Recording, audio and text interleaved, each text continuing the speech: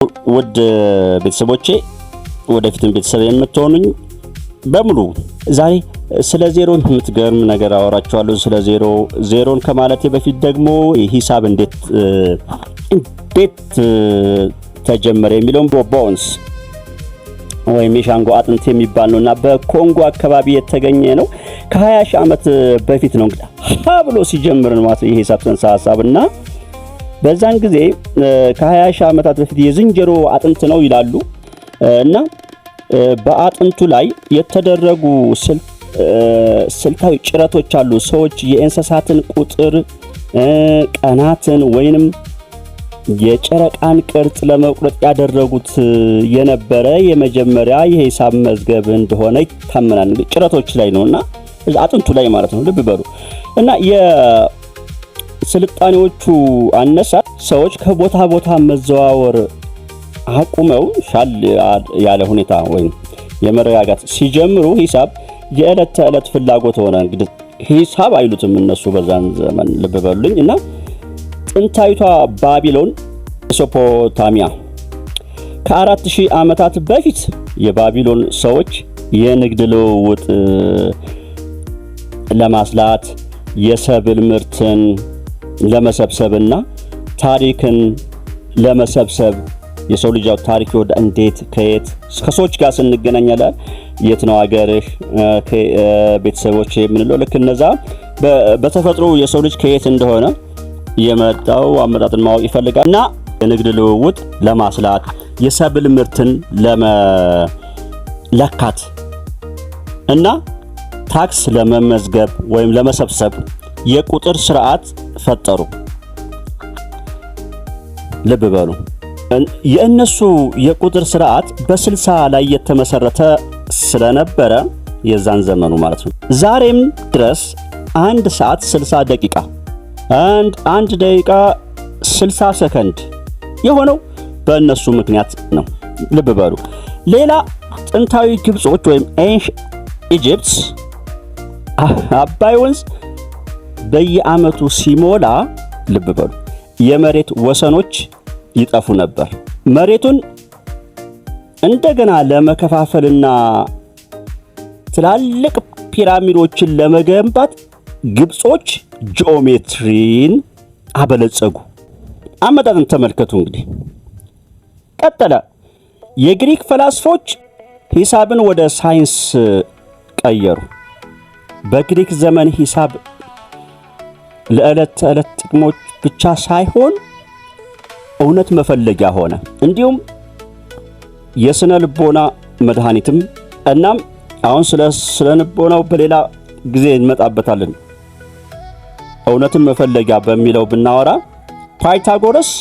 የፓይታጎረስ ቴረም የምንለው a² + b² = c² ዓለም ሙሉ በሙሉ በቁጥሮች የተገነባች ናት ብሎ አመነና ታንክስ ቱ ፓይታጎረስ እና ታዋቂው a² + b² = c² ይፋ አደረገ። ሌላው ኤኩሊድ የሚባለው የጂኦሜትሪ አባት በመባል የሚታወቀው ደግሞ የጻፈው ኤሌመንትስ የተሰኘው መጽሐፍ እስከ 20ኛው ክፍለ ዘመን ድረስ የሂሳብ ትምህርት መሰረት ሆኖ አገለገለ። የእስልምና ወርቃማ ዘመን የሚባሉ ወይም የዜሮ ሚስጥር ላይ ሂሳብ ዛሬ ወደምንጠቀምበት ደረጃ እንድደርስ ትልቁን አስተዋጽኦ ያደረጉ የህንድና የሙስሊም ሊቃውንቶች ወይም የህንድ ሊቃውንት በጣም ወሳኝ የሆነውን ዜሮን ማለት ነው ዜሮ ቁጥር ወይም ዴሲማል ሲስተም ፈጠሩ። ዜሮ ባትኖር ኖሮ ኮምፒውተር ሳይንስ 0 እና 1 ላይ የተዋቀረ ነው። መቼ እየተማራችሁ አይደል? ኮምፒውተር እና 0 እና 1 ላይ ተዋቅሮ ይሄ ኮምፒውተር ሲስተም አይኖርም ነበር። አልካዋሪዝም የሚለው በ9ኛው ክፍለ ዘመን የኖረ የፋርስ ሊቅ ሲሆን አልጀብራ የፈጠረው አልጎሪዝም የሚባለውን ማለት ነው የሚል ቃል የወጣው ከአልካዋሪዝ ከሚለው ማቴማቲሻን። ዘመናዊ የሂሳብ ዘመን አሁን ዘመናዊነት የጀመረው እንግዲህ በ17ኛው ክፍለ ዘመን አይዛክ ኒውተን እና ጎትፍሪድ ሌብኒዝ የሚባል የምህንድስና የፊዚክስና ዘመናዊ ቴክኖሎጂ መሰረት የሆነው ካልኩለስን ፈጠረ። አሁን ስለ ዜሮ ልንገራችሁ፣ ቃል ገብቼላችኋለሁ። ዜሮ አንደኛ ነገር ዜሮ ሁለት ትልልቅ ሚናዎች አሏት። አንዱ የቦታ መያዣ ፕሌስ ሆልድ በመሆን ምን ማለት ነው? የቁጥር ቤት የምንለው ቁጥሮችን ስንጽፍ የቤት ዋጋ ይሄ ፕሌስ ቫልዩ የምንለው እና የቤት ዋጋቸው ቤታቸውና የቤት ዋጋቸውን ለመለየት ዜሮ ባትኖር ኖሮ ለምሳሌ ይለናል። አንድ አለች 10 እና 100ን አስቡ። በበሉ ዜሮ ባይኖር ኖሮ 1 10 እና 0 ልዩነት አይኖራቸውም ነበር። አንድ ዜሮ እነዚህ ጋር በእነዚህ ቦታ ሌላ ቁጥር የለም። ስለዚህ የሚል እንትን አላት። አያችሁ ሌላው እንትኗ ማለት ነው። ዜሮ እዚህ ጋር አየው አንድን ጽፈን 0 ስናደርግ 10 ይባላል። አንድን ጽፈን 2 ስናደርግ 100 ይባላል። እንደዛ ግን እንቀጥላለን እና እቺ 0 ሌላ ቁጥር የለም ብላት ተጠቁማለች ወይም ቦታውን በመያዝ የዛን መጠን ዋጋ ትገልጻለች። ሁለተኛው ደግሞ እንደ ራሷ ቁጥር ወይም አዜ ነምበር ታገለግላለች። 0 በራሷ ማለት ነው።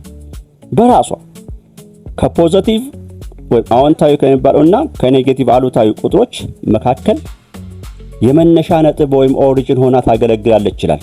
0 1 2 3 4 5 ወደዚህ ወደ ኔጌቲቭ ስንሄድ ደግሞ ኔጌቲቭ 0 ኔጌቲቭ 1 እንደዛ ነው። ሁለተኛ የዜሮ የሂሳብ ህጎችን ደግሞ ብናይ ማለት ሩል ኦፍ 0 ስንል በሂሳብ ስሌት ውስጥ 0 ልዩ ባህሪ አሏት። የሚገርም ነው።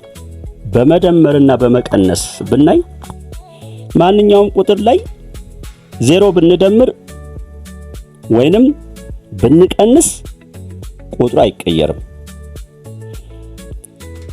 4 ሲደመር 0 ያው ራሱ ነው። ወይም ከ4 ላይ 0 ብንቀንስ ራሱ ነው። በማብዛት ደግሞ ስንመለከት ማንኛውም ቁጥር በ0 ብናበዛው 0 ነው የሚሆነው። በማካፈል ብንሄድ ደግሞ 0ን ለማንኛውም ቁጥር ማካፈል ይቻላል። 0 ሲካፈል በ5 0 ሲካፈል በ7 0 ሲካፈል በ100 ውጤቱ ደግሞ 0 0 0 ነው። ነገር ግን ማንኛውንም ቁጥር ለ0 ማካፈል አይቻልም። 5 ሲካፈል በ0 አንልም። ሶስተኛ የዜሮ ታሪክ ልንገራችሁ። ደግሞ የዜሮ ታሪክ ማን ፈጠራት ወደሚለው ጥንታውያን ባቢሎናውያንና ማያዎች የሚባሉ 0ን እንደ ቦታ መያዣ ወይም ፕሌስ ሆልደር ብቻ ይጠቀሙባት ነበር እንጂ እንደ ገለልተኛ ቁጥር አይቆጥሯትም ነበር።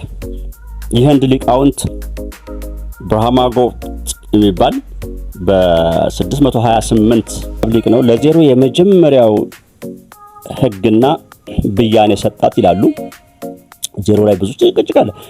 0 በራሷ ቁጥር መሆኗንና በአስርዮሽ ወይም ዴሲማል ሲስተም እንዴት እንደሚሰላ የጻፈው እሱ ነው። ወደ ዓለም መስፋፋት ወይም አረቦችንን የህንዶች ግኝት ተቀብለው ሲፈር ወይም ሲፈር ባዶ እንደማለት ነው አሏት። በኋላም በአልካዋሪዝ አማካይነት ወደ አውሮፓ ተሰራጭታ 0 ተባለች። 4 ያለ 0 ዘመናዊ ቴክኖሎጂ የለም። ቅድም አልኳችሁ። ዛሬ የምንጠቀም ኮምፒውተሮች፣ ስልኮች፣ የኢንተርኔት መረቦች ሙሉ በሙሉ የሚሰሩት በባይነሪ ኮድ ወይም 0 and 1 ማለት ነው። 1 ማለት መብራት ወይም ኦን ማለት ሲሆን 0 ማለት ኦፍ ይላል። በአጭሩ 0 በራሷ ምንም ብትሆንም ከሌሎች ቁጥሮች ጋር ስትቆም ግን የዓለምን ቴክኖሎጂ የለወጠች ታላቅ ቁጥር ነች። ለዛሬ እዚህ ላይ ይብቃኝ። መምህር መሐመድ ነኝ ከማሜ ማትስ ዩቲዩብ። ከተደሰታችሁ ላይክ፣ ሼር፣ ሰብስክራይብ አድርጉ፣ አጋሩ። በሌላ ፕሮግራም እስከምንመጣ ድረስ ቻው።